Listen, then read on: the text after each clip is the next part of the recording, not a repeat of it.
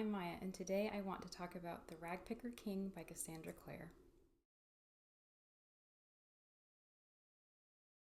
Before I talk about this book, I need to briefly talk about The Swordcatcher, the first book in the series. I was looking back at the notes I took while I was reading that book and what I wrote down after I finished reading, and I don't think there's enough material there for me to do a whole video just about The Swordcatcher, so I'm just going to briefly talk about it right now and then launch into what I really want to talk about, which is The Ragpicker King.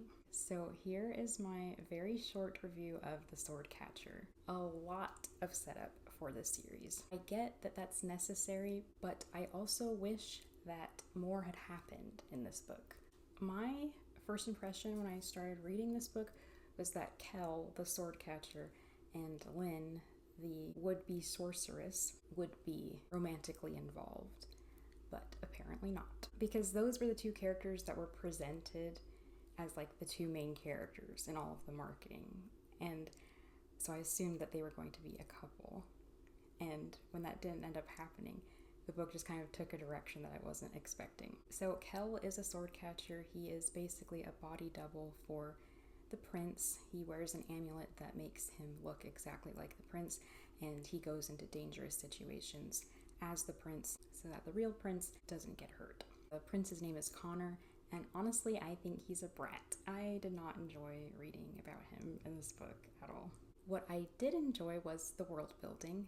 Cassie is an expert at world building, as we know, if you've read all of her other books. I enjoyed it, but after I finished reading this book, I was not in love with the world or the characters yet. And in my notes, I put, maybe in the next book I will be. And now that I've read The Ragpicker King, I still don't think I'm 100% in love with the world and the characters, but I'm getting there. I'm even closer than I was at the end of the first book. I'm not sure how many books are going to be in this series, but I feel like it's just going to get better and better as it goes on, because The Ragpicker King, I enjoyed it much more than I did The Swordcatcher. And now that I'm finished with The Ragpicker King, I'm excited to see what happens next, and I just want to keep learning more about the world and the characters. I just think it's hard because I truly love other worlds and characters that Cassie has created, and I feel like this series doesn't have that same spark, that same magic, but I feel like it can. I feel like the potential's there. I just feel like more needs to happen between these characters. We need more lore, and I know we can get there. Okay, so one thing I noticed when I read this book was that I did not pick up on this in the first book, but maybe it was there and I just didn't notice.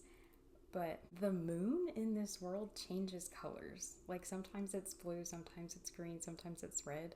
And I was like, wait, hold on. That's so weird, but also a cool detail. I read through this book pretty quickly until I came to the end. As I was reaching the end, I was starting to get really, really annoyed and really, really pissed off, because I thought it was going to have a really frustrating ending. I thought that Kell was going to be in prison and Lin was going to accept the fact that she had been exiled from her culture and her people. When that was looking like how it was going to end, I stopped reading it just because I was so upset. But then eventually I went back, and I'm so glad I did, because so much happens in the last few pages. Like, so much happens compared to the rest of the book. Like, everything is packed into the end. So thankfully it did have a more satisfying ending. Kell breaks out of prison, and Lin teams up with the Exilurk, the prince of her culture, religion, people, whatever you want to call it. It's essentially Judaism, but it's fantasy world, which is interesting. Anyway, so at the end of the first book, at the end of Swordcatcher, Lin comes forward and declares herself as the goddess returned, the main figure in their religion, who says she will come back one day. And the reason that she makes that claim is because doing so will allow her to have access to spells and information that can help her to heal her friend Miriam, who has a life-threatening disease. Miriam is basically like her sister. They grew up together. They have a very special bond. So at the end of Swordcatcher, she declares herself as the goddess. throughout Ragpicker King, she's dealing with the repercussions of that. Some people believe her, including her friend Miriam. Some people think she's lying. But then she has her trial where she has to prove that she actually is the goddess by passing a test. And she doesn't end up passing the test. And as a result, she is exiled. But then the man who tested her, the man who's been kind of gruff towards her and has been kind of an antagonist towards her, comes to her and says that he believes that she is the goddess returned, and basically pledges himself to her and says he will assist her in becoming all that she is meant to become. And so that's exciting for me. They're going to go on like a quest thing that she can become the true goddess. And I think that will give us a lot of cool opportunities in the next book to learn more about the origins and legends of the Ashkar people.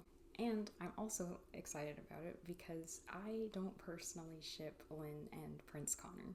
I don't really like them together, and I just think it's because I don't really like Conor, but I do like Lin, and I think she and the Exilarch, the man who pledges himself to her, his name's Aaron, I think they could be a really interesting, powerful couple. And so, yeah, I'm going to keep shipping them, and I'm glad they will be spending more time together in the next book on this quest. I just think the two of them have more in common than she and Conor do, and I don't know, I just feel like there's more of a connection there. Just when I'm reading it, I can't really picture her and Conor working out long term, especially because in this book he says that they can't actually be together because he's royal and she's not. And I'm sure at the end of the series it's going to be something where Lin becomes like the Ashkar princess or something, and then she's allowed to marry Conor, the prince. But I just feel like that's very predictable and what we've seen a lot in fantasy, so I would rather have Lin be with Aaron because it's something we haven't really seen before. It's a unique dynamic between a goddess returned and her bodyguard slash devotee. I don't really know what to call him. I just think they're a compelling duo. So back to what I was saying about how everything happens in the last 10 pages. 2 giant bombs are dropped. The first one is that the titular Ragpicker King is actually secretly the long lost exiled brother of Aaron, the Exilarch. That's crazy because the whole time we're thinking that the Ragpicker King is not Ashkar, he has no connection to them, is just interested in their magic because he's interested in all magic generally, but secretly he is one of them. And so that was cool and unexpected. But it's also crazy that that doesn't come until the very end because this book is named after him and I feel like he's barely in it.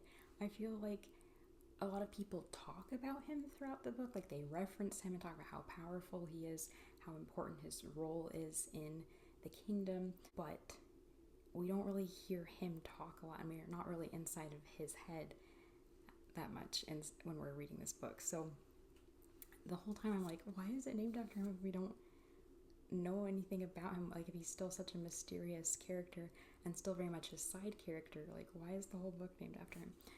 But I think it's because of that big bomb at the end, and hopefully that means we'll learn even more about him in the next book, and maybe just hear more from his perspective, because I want to know more about what his real goals and plans are, instead of just hearing them kind of secondhand and from other characters. Seeing him through the lens of other characters just makes him feel kind of like untouchable. So I guess I want more of him in the next book. Okay, and then the second bomb that is dropped is Antonetta, the love interest for Kell, the sword catcher, the body double of the prince. His little girlfriend, Antonetta, well, not really a girlfriend, but they grew up together. They've always liked each other, but nothing's ever really happened because her mom basically forbid it, because Kell wasn't a noble. He's just the prince's cousin who doesn't have a title, doesn't have a charter.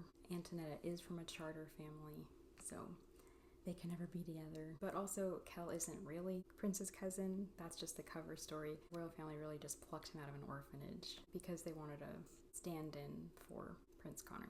I think Antonetta is such a fascinating character because everyone thinks she's just this ditzy, dumb shallow, spoiled, all that. But really, she's cunning, she's smart, and she's fooling everyone. It's all an act.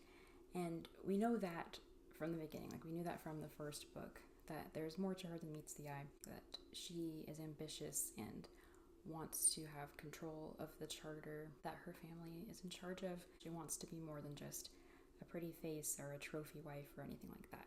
But what we didn't know, the big second bomb at the end of this book, she is Prosper Beck, the crime boss that has been giving everyone trouble from book one. In book one, Conor is crazy in debt to Prosper Beck, and Kel tries to pay off his debts. It's a whole thing. So Prosper Beck has been this villainous figure, and all of a sudden at the end we realize that it's Antonetta, and it's been her all along. It's a really fun, like, what moment. I really enjoyed it. And of course, Kel feels betrayed because she's been lying to him about who she really is, and that's fun drama there because they're a really cute couple. I love them. Love their dynamic, and I'm looking forward to how their story unfolds. I just feel like Kel and everything about him, like, he is so much more interesting than Conor. I feel like in both books it tries to be like 50-50, like half the time we're with Kel and half the time we're with Conor. But anytime we're with Conor, I just wish we'd go back to Kel because I just find him so much more interesting.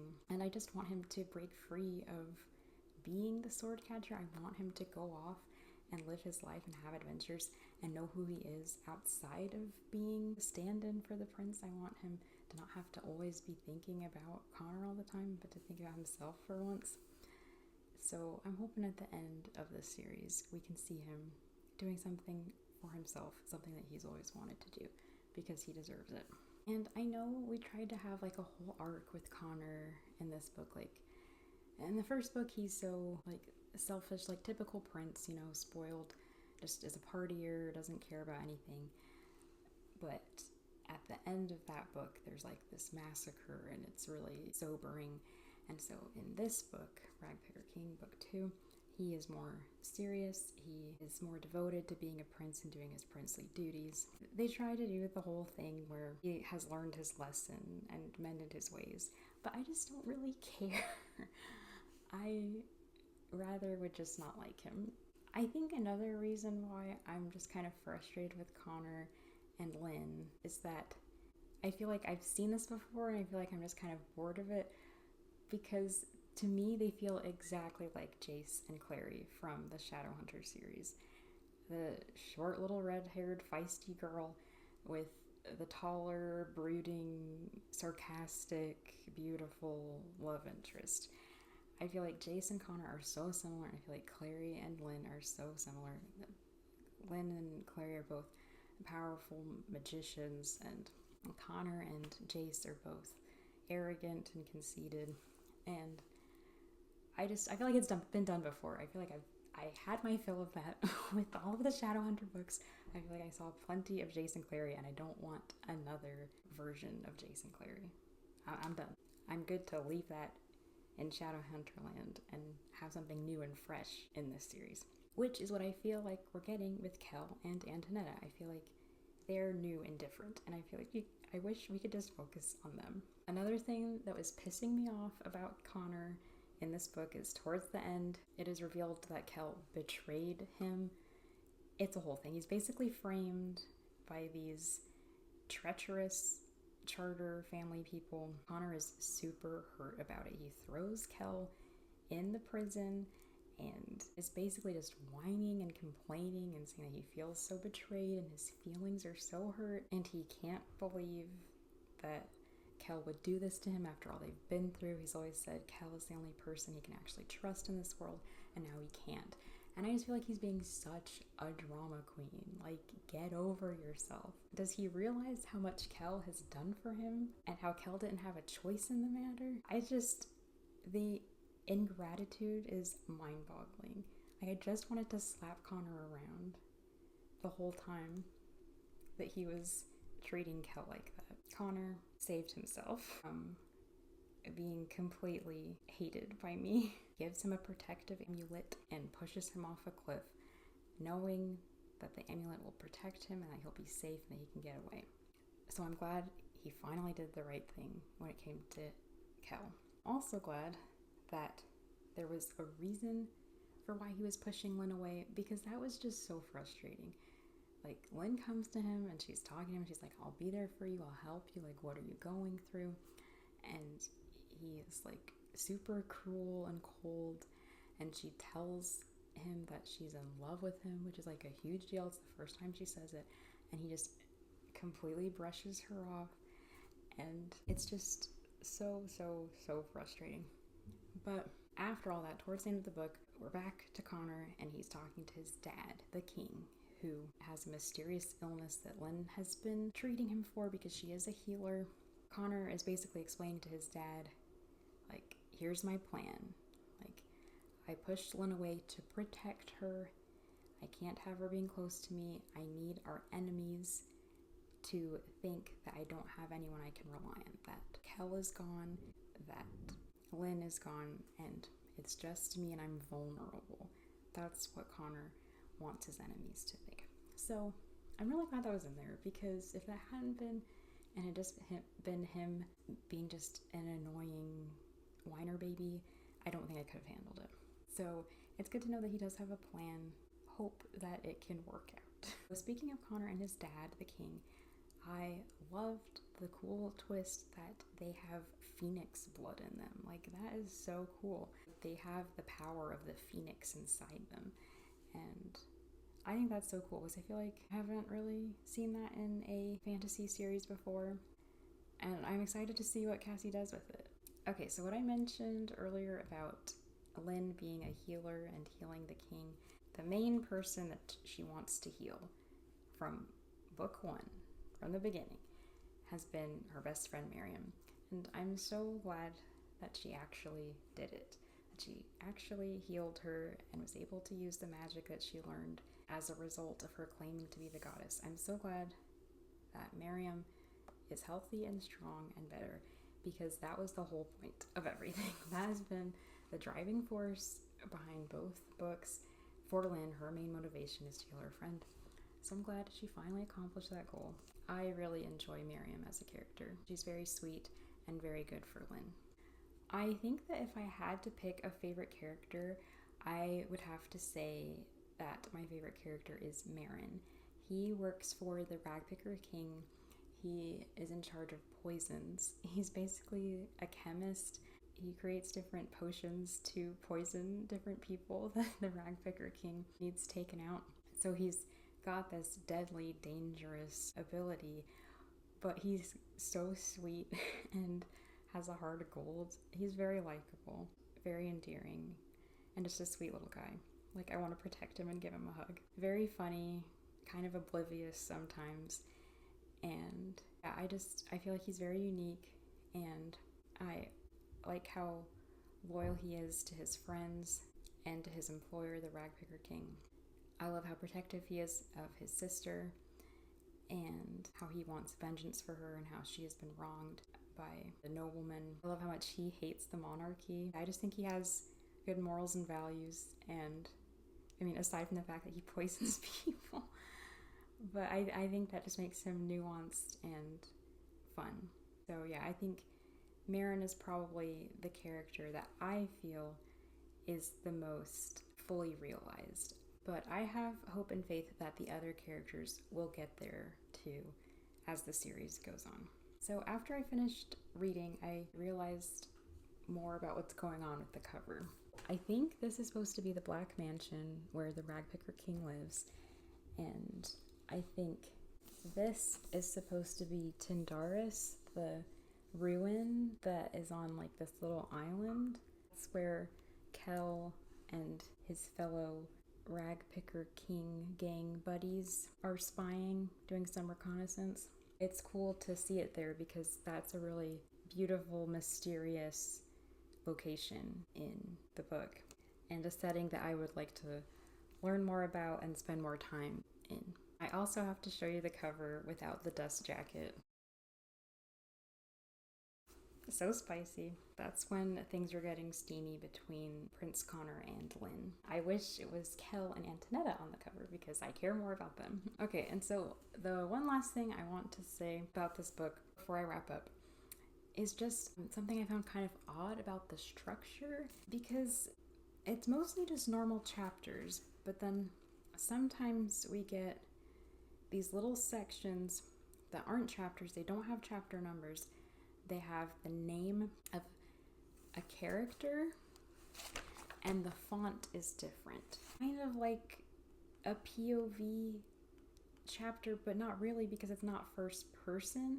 It's still third person. We're just closer to this specific character and what they're experiencing. I guess it's because these characters aren't Kel or Connor or Lin, so it's different from the main narrative and the main chapters. But I just feel like they could have been normal chapters because nothing is ever first person, so it wouldn't be that big of a deal to suddenly narrate and focus on a different character instead. If the narrator is third person anyway, like, why does it matter? You know what I'm saying? Like, and the fact that the font is different is just weird, because then it feels more like it's supposed to be like a dream, maybe, but it's not a dream, it's really happening. These little sections don't have a numbered chapter. They have the character's name as the title. They're a different font, and they're told in the present tense instead of the past tense. The rest of the book is told in the past tense, but these little sections are told in the present tense. So they just feel kind of awkward and weird, kind of cumbersome. Like, for me, they just kind of mess with the flow of the whole thing. So I think what I would have done is if I felt like those were necessary, I would have made them first person, because I feel like they need to be super different from the main narrative instead of just slightly different in a way that is off-putting. It either should have been first person, present tense, italicized character name, or just a normal chapter with past tense, like chapter 5, chapter 10, whatever. I know that doesn't really matter, but it's just something that kind of bugged me while I was reading it. That's just me being nitpicky. It's just a personal preference. Okay, so I just realized there is one more thing I want to say, and that is that I want to see heads roll in book 3. I need some comeuppance, some vengeance. I need the traitors to be punished. The people that framed Kel, yeah, I need them to get what they deserve. So overall, way better than the first book, and I'm looking forward to the next book. Thank you so much for watching.